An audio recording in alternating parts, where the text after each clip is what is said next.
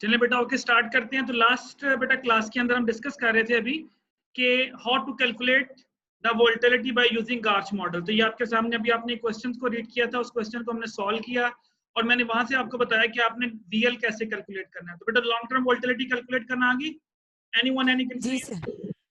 Sir ये गार्च model, sir ये जो गार्च मॉडल का जो सेकंड फार्मूला है सर, इसका क्वेश्चन नंबर 10-14 है सर, काइंडली वो भी करवा दी, उसकी बिल्कुल समझ नहीं आ रही थी। मैं बेटा एक्सरसाइज के ऊपर आ रहा हूँ वापस, अभी मैं 1 बाय 1 क्वेश्चन पढ़ता हूँ। 10-11 जी सर। के बाद 10-12 कर लेंगे अब आप खुद ही, इसमें तो मेरे ख्याल वही चीज है सेम। सर ये आप तो सर वो वो होगी क्लास में ही कर लिया वो था। क्लास में कर लिया था हमने। आप 10 क्या कह रहे हैं आप? सर सर 10-12 आपने क्लास में ही करवा दिया था। ओके ओके, आप 10-14 कह रहे हैं आप? जी जी सर। सर, उसमें गार्च मॉडल का सेकंड फार्मूला लगता है सर। उसने बेटा यहाँ पे देखिए, उसने पूछा जी what is the long run average volatility. तो यहाँ सबसे पहले आपने वीएल निकालना है, निकाल लेंगे? जी सर। वीएल कैलकुलेट कर लेंगे यहाँ पे? जी जी सर। जी सर। ओके, अब इसमें उसने आपको मेगा भी दिया, अल्फा भी दिया, बीटा भी दिया। तो फॉर्मूला बेटा omega divided by 1 minus alpha minus beta. अच्छा, एंड जी sir. what is the equation describing the way that the variance rate reverts its long term average if the current volatility is 20% per year? उसने बोला कि अगर आपकी जो average वोल्टिलिटी है वो 20% पर ईयर हो तो what is the expected volatility in 20 days. अब ये बेटा वही फार्मूला जब भी मैं आपको करवाने लगा था, आपको मैंने थोड़ी देर पहले एक फार्मूला शो किया था। अगर वो आपको जी एक दिन की वोल्टिलिटी दे दी और वो आपसे कहे 20 दिन की निकालें, 30 दिन की निकालें, 40 दिन की निकालें, तो मैंने आपके सामने भी एक इक्वेशन ओपन की थी। तो जी आप सर। अच्छा, जी अब सर। यहाँ करंट वोल्टिलिटी 20% पर ईयर दी हुई है, लेकिन फॉर्मूले में यूज होती है पर डे। तो पर ईयर को पर डे जी में सर। कन्वर्ट कर सकते हैं। जी सर। क्या करना है, इसको डिवाइडेड बाय 252 टी कर देना, टी अंडर रूट। जी अगर सर। आपने कन्वर्ट करना है, अगर ईयर से आपने डेज में आना है तो डिवाइड कर दे 252 से, अगर ईयर में जाना है तो जी मल्टीप्लाई कर दे 252 से। मल्टीप्लाई। करें जरा जी डिवाइड सर। करें इसको, 20 को सर डिवाइड करें निकल 252 अंडर रूट से, क्या आती है एक दिन की वोल्टिलिटी निकालें सर जरा। सर 0.0126। 0.0126। ओके, अपने 0126। पास लिख लें, ये 0.0 जो भी आया बेटा इसको अपने पास लिख लें, आपके पास एक दिन की वोल्टिलिटी आ गई। आगे उसने जी बोला सर कि लिख व्हाट इज द लिया। Expected volatility in 20 days. अब ये जो मैं 10-16 निकालने लगा था, ये देखिए भी वही क्वेश्चन है, what is the volatility in 30 days. देख रहे हैं ये जो मैं जी हाईलाइट कर सर। रहा हूँ, ये वही, ये बेसिकली ये जो क्वेश्चन है ये इसी से रिलेटेड क्वेश्चन है। अब मैं वापस उस इक्वेशन के ऊपर आता हूँ जो मैंने थोड़ी देर पहले ओपन की थी। वो इक्वेशन कहाँ, पहले आप फॉर्मूला नोट करें, ठीक है, उसके बाद उसमें वैल्यूज पुट करते हैं। जी सर।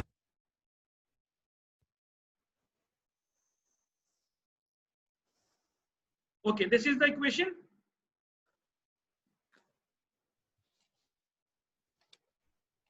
ये बेटा variance square is equal to VL plus alpha plus beta की power T into variance square minus VL. ये फार्मूला नोट करें सभी लोग। और इसके बाद फिर हम 10-14 क्वेश्चन के ऊपर आते हैं और उसका डाटा सिर्फ आपने यहाँ पुट करना है, आपका 1 मिनट में आंसर निकल आएगा। जी सर फॉर्मूला लिखा हुआ है। फार्मूला नोट कर लिया? जी सर कर लिया। वीएल निकालें पहले, उस फार्मूले में जो हमारा 10-14 क्वेश्चन था उसमें सबसे पहले आप वीएल निकालें बेटा। 10-14, this is the question. तो फॉर्मूला बेटा omega divided by 1 minus alpha minus beta निकल लगा के इसमें से पहले वीएल कैलकुलेट करें, जो भी हमने थोड़ी देर पहले वीएल कैलकुलेट करना सीखा भी है। निकालें वीएल पहले। अब इसमें से हमें एक वीएल चाहिए, एक हमें टाइम पीरियड चाहिए और एक बेटा हमें एक दिन की वोल्टिलिटी चाहिए। तो तीनों चीजें अब हमारे पास अवेलेबल हो जाएंगी। वीएल आप यहाँ से निकाल लेंगे, सर निकाल लिया है। ये कितना आया? 0.0001333। जी यही आया, बाकी लोग भी चेक कर लें। जी सर यही है। बेटा बॉय साइड से भी कोई बोलेगा, सिर्फ ये 2 फीमेल्स नहीं पढ़ना है। जी सर यही है 0.0001333। वीएल आपने निकाल लिया, फिर आप निकालें एक दिन की वोल्टिलिटी, यहाँ पे दी है 1 साल की। पहले आप इसकी एक दिन की वोल्टिलिटी निकालें, जो भी थोड़ी देर पहले मैंने आपको बोला था कि आपने 20% को डिवाइड कर देना है 252 अंडर रूट से। तो आपने 0.0 समथिंग निकाल ली है, निकाल ली? जी सर सर। जी निकाल सर। लिया। ओके, और टी आपके पास है 20 डेज, 20 दिन की हमने निकाल ली है। जी तीनों चीजें जी आपके सर। पास आ गई। अब बेटा उस फॉर्मूले में ये वैल्यूज पुट कर दें, वीएल की जगह वीएल पुट कर दें, अल्फा भी गिवन है, बीटा भी गिवन है, जो पावर टी है ना, ये पावर टी जितने दिन की वोल्टिलिटी निकालनी है, तो वहां उसने 20 दिन का है, तो यहाँ पावर टी में 20 लिख दें और बाकी देख लें डाटा गिवन है, एक दिन की वोल्टिलिटी भी गिवन है, वीएल भी गिवन है। Put the data. अब इसमें वैल्यूज पुट करें सारी जो भी आप लोगों ने कैलकुलेट की है। जी सर। तो पहले आपने ये दोनों वैल्यूज मल्टीप्लाई हो रही हैं, अल्फा प्लस बीटा करके उसकी पावर टी ले, इसमें से माइनस करके फिर जो दो आंसर आएंगे उनको आपस में मल्टीप्लाई करना है, फिर आपने वीएल में ऐड करना है उसको।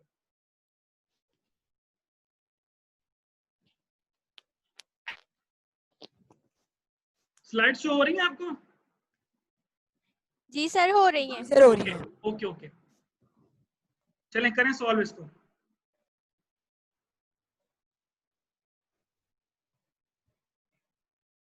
अच्छा, अब आप लोग ये भी कंफ्यूज होंगे कि सर ये फार्मूला कब लगेगा, कैसे पता चलेगा कि इसमें हमने गार्स वाला लगाना था या वो लगाना था, क्योंकि इसमें ओमेगा भी आ रहा है, इसमें अल्फा भी आ रहा है, इसमें बीटा भी आ रहा है।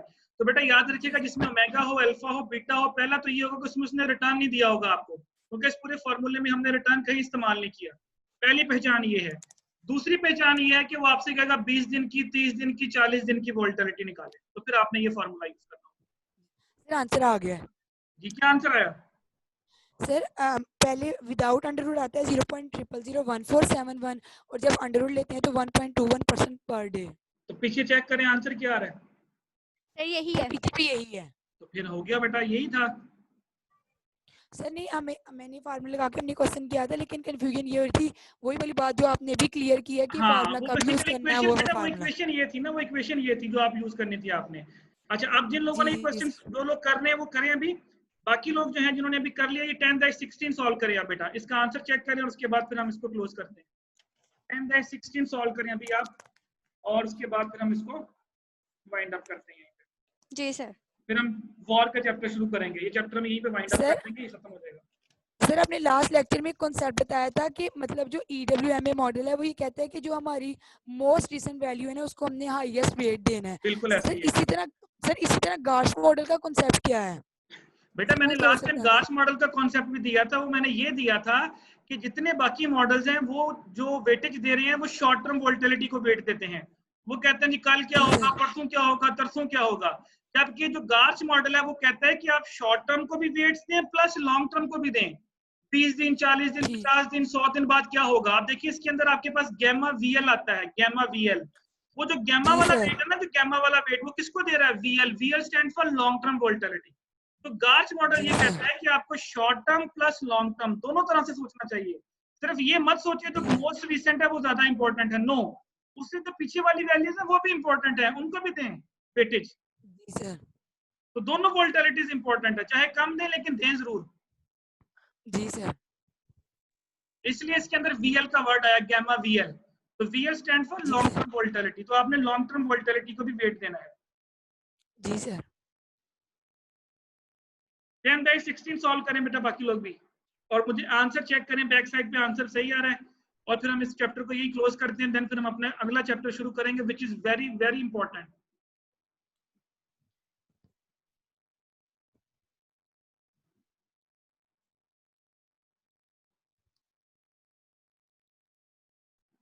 सर 1.11% इसका आंसर आता है वोलेटिलिटी का, ये पहले भी किया है। सही आ गया? जी सर। जी सर। ओके, बाकी स्टूडेंट्स बेटा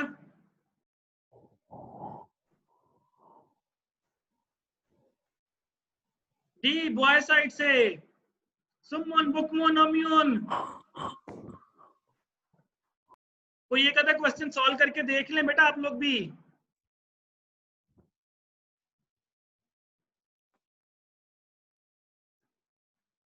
है कोई अल्लाह का बंदा बैठा हुआ कि नहीं? वहां साहब बैठे हुए हैं? जी सर बैठे हुए हैं, बस बैठ ही रहना, बाद में पता चले साथ में फेसबुक यूज कर रहे हो, हैं बस साथ में व्हाट्सएप यूज कर रहे हो। नहीं सर कर रहे हैं सर। मैं हिसाब लगा रहा हूँ मैं तुम लोगों की वीडियो भी साथ ऑन करवाऊं कि मैं देखो सी तुम लोग कर क्या रहे हो, साथ साथ वीडियो भी ऑन करो अपनी, है जिस तरह मेरी वीडियो ऑन है। रहने दें सर। 1.1078 आई है 30 डेज की। ठीक हो गया बेटा, चलो सही होगा। समझ आ गई कॉन्सेप्ट बेटा? आप पूछे कोई कॉन्सेप्ट इस चैप्टर में से। If you want to ask any question बेटा रिगार्डिंग दिस चैप्टर, एक्सरसाइज को कीजिएगा। स्टिल कोई प्रॉब्लम होगी तो अगली क्लास से पहले आप मुझसे पूछ सकते हैं, कोई मसला नहीं। सर इस चैप्टर का क्वेश्चन नंबर 10-5 वो नहीं सॉल्व हुआ था, 10-17 सॉल्व नहीं हुआ था। 10-17 में क्या बेटा, ये ऑप्शंस क्या है ये छोड़ दें। सर वो तो हमारे सर वो रिलेट ही नहीं करता, आपने कहा है कि वही क्वेश्चन करने हैं जो आपने पढ़ाया होगा उससे मैंने आपको रिलेटेड, टॉपिक्स वो पढ़ाए हैं, रिलेट ही नहीं बिल्कुल ऐसे ही करता। है, बिल्कुल ऐसे ही है, ऐसे ही सर वो रिलेट ही नहीं कर रहे। वो आप छोड़ दें। जो क्वेश्चन मैंने क्लास में जो टॉपिक डिस्कस नहीं किया उससे रिलेटेड कोई क्वेश्चन है तो वो बेशक आप छोड़ सकते हैं, कोई इशू नहीं। सर इसके कॉन्सेप्ट क्वेश्चन मतलब जो है ना वो सिर्फ एक दो कॉन्सेप्ट क्वेश्चन है जो हम मतलब समझ आए थे, जितने बेटा और बाकी बनते हैं, कॉन्सेप्ट 5 6 7 8 जितने बनते हैं वो कर लें, बाकी छोड़ दें, कोई मसला नहीं। जी सर। सर जो ऑप्शन प्राइस वाले कहने कॉन्सेप्ट का क्वेश्चन बेटा है वो भी नहीं मकसद करने हैं। कहने का मकसद ये है कि आपके कॉन्सेप्ट्स क्लियर हो गए। अगर मैं आपको ईडब्ल्यूएम का क्वेश्चन तो आप सॉल्व कर सकते हैं, दार्स का जी क्वेश्चन सर तो कर आप सकते सॉल्व हैं। कर सकते हैं, जी इक्वेशन वाला सर कर क्वेश्चन सकते तो आप सॉल्व कर सकते हैं, वोल्टिलिटी का जी क्वेश्चन सर। तो मैं आप सॉल्व कर सकते हैं, डाटा चेंज कर दूं तो आपने क्वेश्चन ही सॉल्व करना है। ये चीजें बेटा आपको जी क्लियर सर। होनी चाहिए, दैट्स इट, बस। Yes sir. जी सर। ठीक हो गया? ओके जी बेटा। जी sir. Next chapter is very very very very important बेटा। आप कह रहे हैं कि हमने क्लास में भी डिस्कस नहीं किया, तो चलें फिर हम आज स्टार्ट करते हैं। That is VaR, value at risk.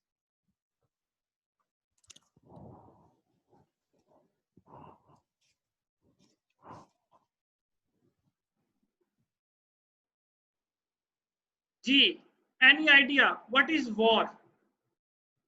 Any one of you बेटा? वैल्यू देखें, वैल्यू एट रिस्क। बेसिकली बेटा इस चैप्टर के अंदर हम ये डिस्कस करेंगे, यहाँ पे मैं आपको 2 टॉपिक्स पढ़ाऊंगा। एक में बेटा पढ़ाऊंगा वॉर और एक पढ़ाऊंगा एक्सपेक्टेड शॉर्टफॉल। ये 2 मेन टॉपिक्स होंगे हमारे इस चैप्टर के। वैल्यू एट रिस्क का मतलब ये होता है कि कितने % आप कॉन्फिडेंट हैं कि आप you will not lose more than this amount. अगर आप वॉर को, फॉर एग्जांपल मैं अभी थोड़ा सा एक तो एग्जांपल्स पहले आपको एक्सप्लेन करता हूँ, देन मैं इसकी डेफिनेशन के ऊपर आता हूँ।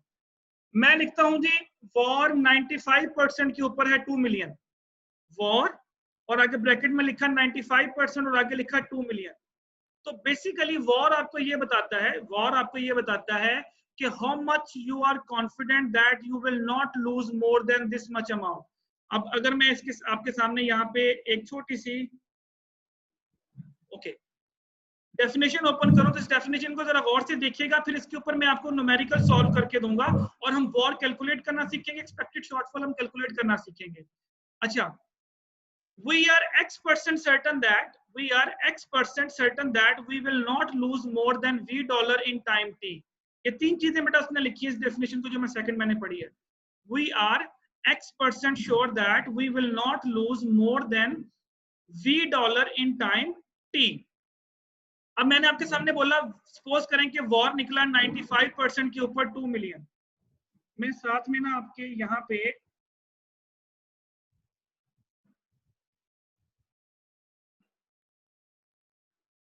ये व्हाइट बोर्ड नजर आ रहा है बेटा आपको? जी सर। सर आ रहा है। ओके, अब फॉर एग्जांपल मैं यहाँ पे लिखता हूँ जी वॉर, ये कैसे निकला ये मैं आपको भी कैलकुलेट करना भी सिखाऊंगा। 95% is equal to 2 million, suppose ये आंसर निकला है। अब ये कैसे निकला ये हम कैलकुलेट करेंगे कैसे निकला, फिलहाल आपने इसको पहले डेफिनेशन को समझना है। अब अगर मैं आपके सामने वो जो डेफिनेशन मैंने अभी आपके सामने ओपन की थी वो डेफिनेशन दोबारा ओपन करता हूँ तो ये देखिए क्या लिखा है। We are x% certain that we will not lose more than $v in time t। तो बेसिकली इसको हम इस तरह रीड करेंगे कि we are 95% sure that we will not lose more than 2 million in 2 days, in 3 days, in 1 year, in 2 years, in 3 years, in 4 years। जितने अरसे का आपने ये वॉर कैलकुलेट किया होगा वो आपका टाइम पीरियड होगा। यानी वो आपसे क्या कहा जी वॉर कैलकुलेट करें 10 दिन का, वॉर कैलकुलेट करें 40 दिन का, तो हम बोलेंगे वी आर 95%, ये परसेंटेज में होता है, ये जो लिखा ना वी वॉर आपका,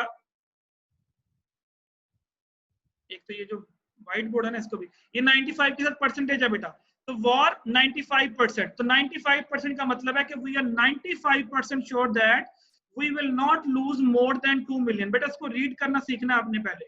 हम 95% श्योर हैं कि हमें 2 मिलियन से ज्यादा लॉस नहीं होगा और 5% चांस है कि हमें 2 मिलियन से लॉस ज्यादा हो जाएगा।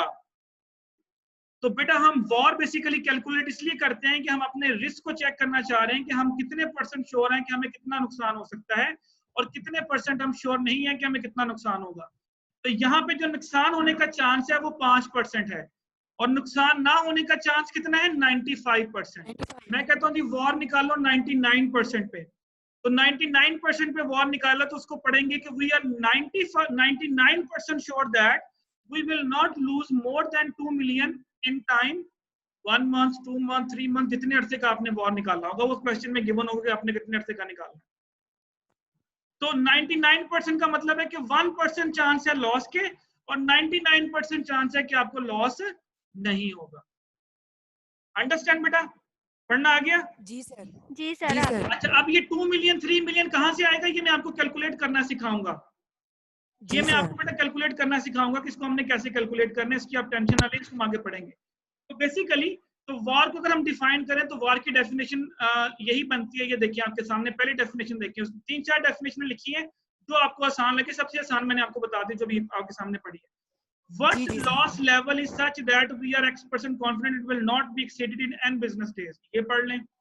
ये जो मैंने अभी बोला कि we are X% sure that कि we will not lose more than this value in time this one, ये सबसे आसान है कि we are 90% sure that we will not lose, we are 95% sure that we will not lose, we are 99% sure that we will not lose more than this amount जो भी निकली होगी। और बाकी जो बेटा परसेंटेज होगी ना वो हमारा मेन टास्क है। 95% पे लॉस, चांस ऑफ लॉस कितना है? 5%। 5%। 99% पे चांस ऑफ लॉस कितना है? 1%। 1%। और 90% पे चांस ऑफ लॉस कितना है? 10%। 80% पे 20%। और ये बेटा हमारा टास्क होगा कि 1%, 9%, 20%, 5% जो हमने अभी बोला है ये आपको कितना लॉस दे सकता है। तो हमारा जो मेन टास्क होगा वो ये होगा कि हमने वॉर कैसे कैलकुलेट करना है। याद रखिएगा बेटा, आप लोगों ने एक काम करना है नेक्स्ट क्लास के लिए। मैं अभी इसको आगे आपको क्वेश्चन बेटा लेता हूँ। आप लोगों ने एक काम ये करना है कि नेक्स्ट क्लास में आने से पहले बेजल 1, बेजल 2, बेजल 3 ये आपके बैंकिंग स्टैंडर्ड्स होते हैं। बेजल 1, बेजल 2, बेजल 3 इसका ना आप वहां पे लिखिएगा comparison of Basel 1, Basel 2, Basel 3 Google पे लिखिएगा। तो वो आपको बताएगा कि बेजल 1 क्या था, बेजल 2 क्या था, उसके ड्रॉबैक्स क्या थे। तो बेसिकली जो बैंक्स होते हैं ना तो उनको उन्होंने एक्सप्लेन किया हुआ है कि बैंक का वॉर कितना होना चाहिए, फलान इंडस्ट्री का वॉर कितना होना चाहिए। तो आपने मुझे बताना है कि बेजल 1 में वॉर की कितनी थी, बेजल 2 में कितनी थी और बेजल 3 में वॉर कितना होता है बैंकिंग सेक्टर के, कितने परसेंट के ऊपर वो करते हैं, 90%, 95%, 2%, कितनी अमाउंट उसको रिजर्व रखनी चाहिए। जी बेटा आप कुछ पूछना चाह रहे हैं? No sir. ओके, आप लोगों ने बेटा इसको फिर आप लोगों ने इसको सिर्फ रीड करके आना है, ठीक है, जस्ट अपने नॉलेज के लिए, फिर हम डिस्कस करेंगे इसको यहाँ पे। Yes sir. ओके बेटा, डेफिनेशन समझ आ गई वार की? जी सर आ गई है। ओके, अब आगे मूव करते हैं बेटा हम लोग। ये उसने आगे उसी को एक्सप्लेन किया हुआ, ये देखिए, suppose that a portfolio manager has a daily war is 1 million, वो जो मैंने अभी थोड़ी देर पहले आपको बताया, at 1%. This statement means that there is only chance of 100 that a daily loss bigger than 1 million occur under normal market condition. यानी अगर वो ये कहता है कि जी 99% के ऊपर आपका वॉर 1 मिलियन है तो बेटा 1% चांस है कि आपको लॉस होगा, 99% चांस है कि आपका लॉस जो है वो उस अमाउंट से एक्सीड नहीं करेगा और 1% चांस है कि आपका लॉस उस अमाउंट से एक्सीड कर जाएगा। तो मैंने अभी थोड़ी देर पहले आपको लिख के एक्सप्लेन की, उसी को उसने एक्सप्लेनेशन दी। तो यहाँ पे शायद आपको पढ़ने में ये डिफिकल्ट लग रही हो, लेकिन जैसे मैंने आपको आसान अल्फाज में बता दिया वो ज्यादा आपको आसानी होगी आपके। ठीक है, स्टेटमेंट से कंफ्यूजन नहीं है, वही लिखा हुआ है। ये समझ लें कि 99% के ऊपर उसने वॉर लिखा है 1 मिलियन। उसने बोला कि 1% चांस है कि आपका जो लॉस है वो एक्सीड कर सकता है 1 मिलियन से, 100 में से 1% चांस है। जी सर। तो जितना कॉन्फिडेंस बेटा लेवल ज्यादा होगा आप उतने ज्यादा श्योर होंगे। दो पैरामीटर होते हैं बेटा इसके अंदर, एक टी होता है और एक x% कॉन्फिडेंस लेवल, जो भी मैंने बोला कि वी आर 95%, तो 95% आपका कॉन्फिडेंस लेवल है और टी बेटा टाइम पीरियड कितने अरसे बाद कि 20 डेज, 30 डेज, 40 डेज में आपको इससे ज्यादा लॉस नहीं होगा। तो ये चीजें बेटा आपके पास। अच्छा, अब ये एक दो डायग्राम्स बेटा इसको जरा समझिएगा, उसके बाद फिर मैं आपको आगे फर्दर इसके न्यूमेरिकल्स की तरफ लेके जाऊंगा। अच्छा, आप लिखा हुआ calculations of war from the probability distribution of gain in the portfolio value.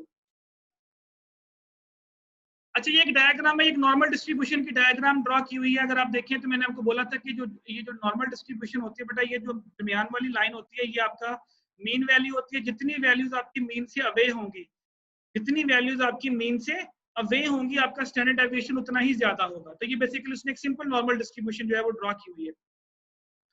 अच्छा, आपके जो लेफ्ट साइड होती है आपकी ये वाली साइड, इस तरफ आपकी नेगेटिव वैल्यूज होती है, जो आपकी राइट साइड होती है इस तरफ आपकी पॉजिटिव वैल्यूज होती है। ठीक है, अब ये जो पॉजिटिव वैल्यूज है इसको उसने गेन लिखा हुआ है, जो नेगेटिव वैल्यूज है इसको उसने लॉस लिखा हुआ है। तो याद रखिएगा बेटा, ये जो एंड के ऊपर एक्सट्रीम एंड के ऊपर ये जो लाइन बनी हुई है ये आपकी मीन वैल्यू से सबसे ज्यादा अवे वैल्यूज है। ये जो आपकी मीन वैल्यू है यहाँ से इससे सबसे ज्यादा दूर वैल्यू, जितनी वैल्यूज मीन वैल्यू से दूर होती जाएंगी आपका रिस्क उतना ही ज्यादा इंक्रीज करता जाएगा। तो बेसिकली यहाँ पे उसने क्या लिखा हुआ है ये देखिए, सिर्फ ये लास्ट लाइन पढ़िएगा, losses are negative gains. Losses क्या होते हैं आपके? नेगेटिव गेन्स होते हैं। यानी फॉर एग्जांपल मैं कहता हूं जी रिटर्न 10%, ये पॉजिटिव रिटर्न है जी सर, रिटर्न पॉजिटिव है। ओके, अगर मैं लिखूं रिटर्न के ऊपर हेडिंग लिखी है लेकिन मैं लिख दूं -10%, तो वो क्या हो जाएगा? माइनस। तो ये वही चीज लिखी है कि losses are negative gain. Negative. यानी अगर आपके रिटर्न्स के साथ माइनस का साइन लगा हुआ है तो वो माइनस का साइन बेसिकली क्या होगा? आपके लिए लॉस होगा। जी सर, ठीक हो गया। और ये जो लिखा हुआ ना 100 - X%, ये जो मैंने अभी थोड़ी देर पहले आपको एक्सप्लेन कर दिया है। अगर मैं आपसे कहूं जी कि 95% कॉन्फिडेंस लेवल है और बताएं कितने % चांस ऑफ लॉस है, तो आपने क्या करना है? 100 में से 95 को माइनस ही करना है ना। ये देखिए 100 माइनस, या सर तो कितने % चांस ऑफ लॉस है? ये क्लीम अपना माइक 5% सर। 5। तो 5% चांस है बेटा लॉस का। क्लीम बेटा आपकी आवाज बहुत ना फट रही है माइक की, इसलिए मैंने इसको म्यूट करवाया आपसे। तो ये जो उसने डायग्राम के अंदर लिखा हुआ ना, इस डायग्राम को आप ये समझें कि ये जो है आपके लॉसेस हैं। तो जो लॉसेस होते हैं बेटा वो नेगेटिव गेन्स होते हैं। अच्छा, अगर नेगेटिव गेन्स लिखा हो मतलब -10% लिखा हो, उसके साथ में दोबारा माइनस का साइन लगा दूं तो वो क्या बन जाएगा? पॉजिटिव हो जाएगा। पॉजिटिव हो जाएगा। और अगर मैं कहूं कि गेन को डिफाइन करो, जिस तरह यहाँ लिखा है लॉसेस आर नेगेटिव गेन्स, तो sir gains are positive gains. ये देखिए क्या लिखा हुआ है, गेन्स आर नेगेटिव लॉसेस। तो जो नेगेटिव लॉसेस है उसके साथ दोबारा अगर आप नेगेटिव लगा देंगे तो वो क्या बन जाएगा? वो पॉजिटिव बन जाएगा। इसमें कंफ्यूज ना हो, बस ये याद रखिए पॉजिटिव साइन के साथ रिटर्न होता है, नेगेटिव साइन के साथ लॉस होता है। बस इतना ध्यान में रखिए, बाकी इस वैल्यू से आप कंफ्यूज ना हो कि ये क्या लिखा हुआ है। ठीक हो गया? अच्छा, अब ये देखिए, अब अगर आप अब ये देखिए जो पिछली डायग्राम थी, अब ये याद रखिएगा जो पिछली डायग्राम थी उस डायग्राम में लेफ्ट साइड आपकी जो आपकी लेफ्ट साइड थी वो नेगेटिव थी। ये देखिए इस तरफ ये जो लेफ्ट साइड जा रही है, तो यहाँ पे अगर फॉर एग्जांपल 0 वैल्यू है तो ये -1 -2 -3 -4 -5 -6 होगा। और यहाँ पे क्या होगा? +1 +2 +3 +4 +5 +6 होगा। अच्छा, अब मैं कह रहा हूँ गेन्स को लॉस बनाना है, लॉस को गेन बनाना है, तो क्या करूंगा? इनके साथ नेगेटिव साइन डाल दूंगा और इन नेगेटिव के साथ जब नेगेटिव डालूंगा तो वो क्या हो जाएंगे? पॉजिटिव हो जाएंगे। पॉजिटिव हो जाएंगे। डायग्राम रिवर्स हो जाएगी। ये देखें, ये डायग्राम क्या हो जाएगी? रिवर्स हो जाएगी। ठीक हो गया? अब इस डायग्राम से कंफ्यूज नहीं होना, बस आप ये ध्यान में रखें कि जो रिटर्न्स होते हैं उनके साथ पॉजिटिव साइन होते हैं और जो आपके लॉसेस होते हैं उनके साथ नेगेटिव साइन होते हैं।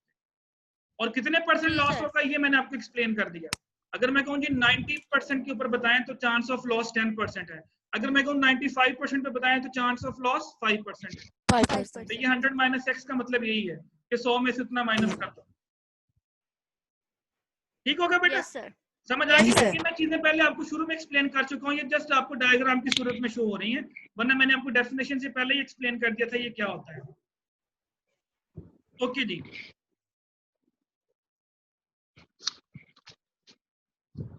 अच्छा चलें, अब साथ ही में आपको थोड़ा सा ना अभी हम लोग वॉर और एक सेकंड बेटा मैंने आपको बोला था कि आपके जो रिस्क को सेकंड जो मेथड है जिसके जरिए हम कैलकुलेशन डाटा चार्जर लेके मोबाइल दा बेटा अपना माइक म्यूट कर ले कलीम।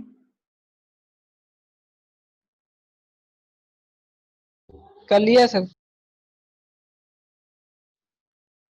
अच्छा बेटा, मैंने 2 मेथड्स बोले थे। एक मैंने बोला था कि हम वॉर को डिस्कस करेंगे, अभी मैंने आपको उसके न्यूमेरिकल शुरू नहीं करवाए। एक मेथड होता है बेटा हमारा रिस्क मेजरमेंट के लिए एक्सपेक्टेड शॉर्टफॉल, उसमें भी हम इसी तरह निकालेंगे कि 90% श्योर है, 95% श्योर है।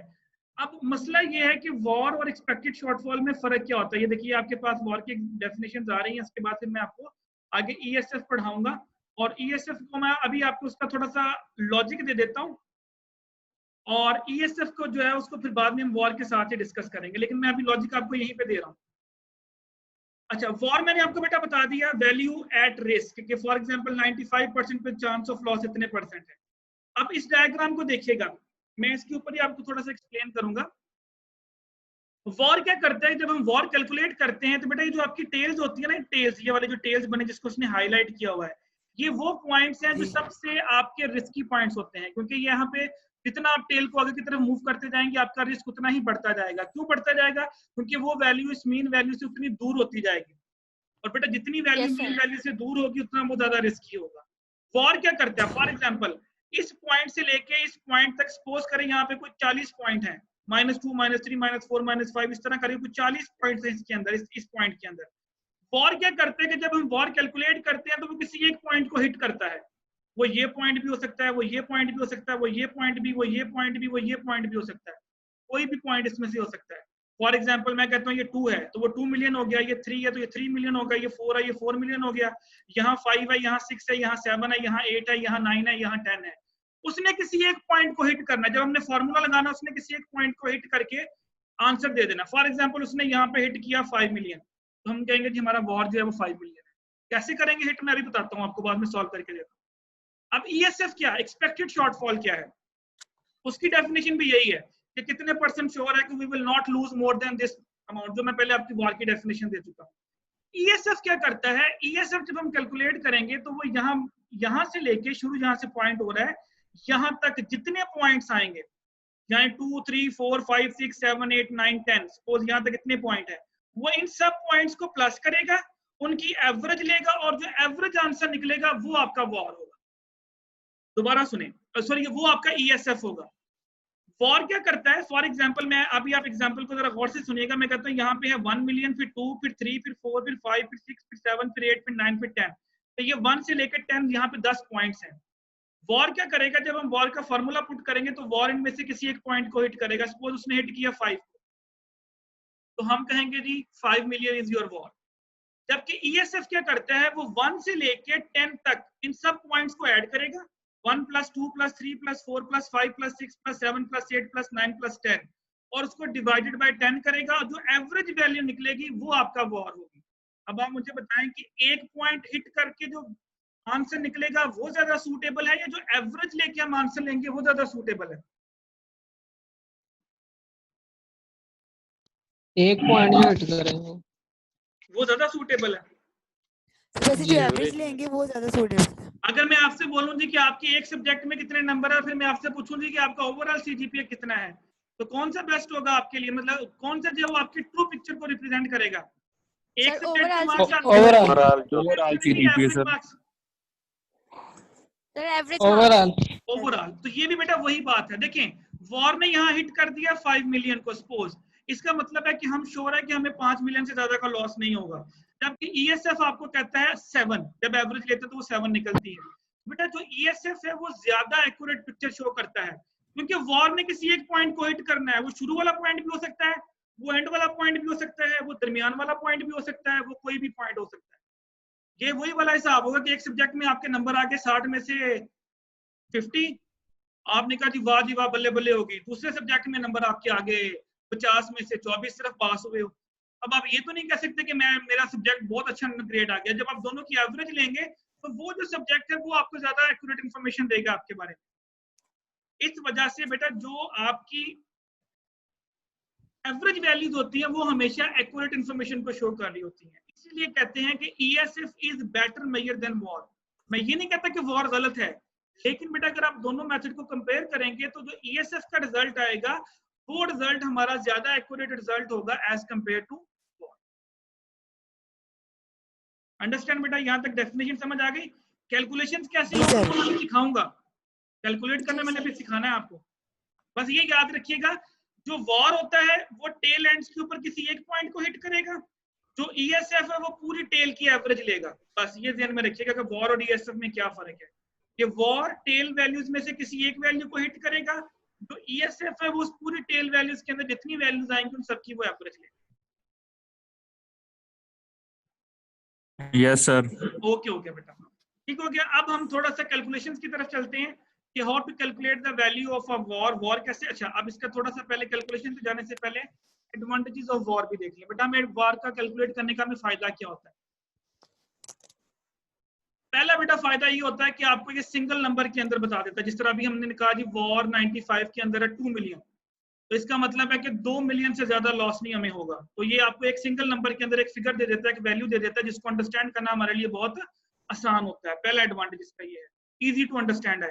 मतलब हर बंदा पढ़ सकता है। मैं लिख दूं जी वॉर 95 के ऊपर 5 मिलियन है, तो हर बंदे को समझ आ जाएगी यार कि 5 मिलियन तक लॉस नहीं होगा। अगर इससे इतने % चांस है कि लॉस होगा, इतने % चांस है कि लॉस नहीं होगा। तो ये आपको एक नंबर शो कर देगा हिट करके, और वो नंबर आपके लिए इजीली अंडरस्टैंडेबल है।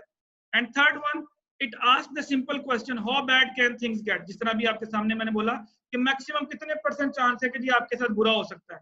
तो वॉर 95 इज 5 मिलियन, तो 5% चांस है जी आपके साथ बुरा हो सकता है। तो ये मतलब इसको पढ़ना आसान है, इसको अंडरस्टैंड करना आसान है, इसको कैलकुलेट करना आसान है। ये इसके एडवांटेजेस हैं। अभी देखिएगा मैं आपको कैलकुलेट करना सिखाऊंगा। हमने एक छोटी सी डायग्राम बनानी है, वहां से आपने 1 सेकंड के अंदर वॉर कैलकुलेट कर लेना। हमने जस्ट एक पॉइंट टिक करना है, वो पॉइंट के ऊपर आपका वॉर निकल आएगा। तो इजीली अंडरस्टैंडेबल है और इसको इजीली हम कर सकते हैं। जी सर। अंडरस्टैंड बेटा? Yes sir. जी सर।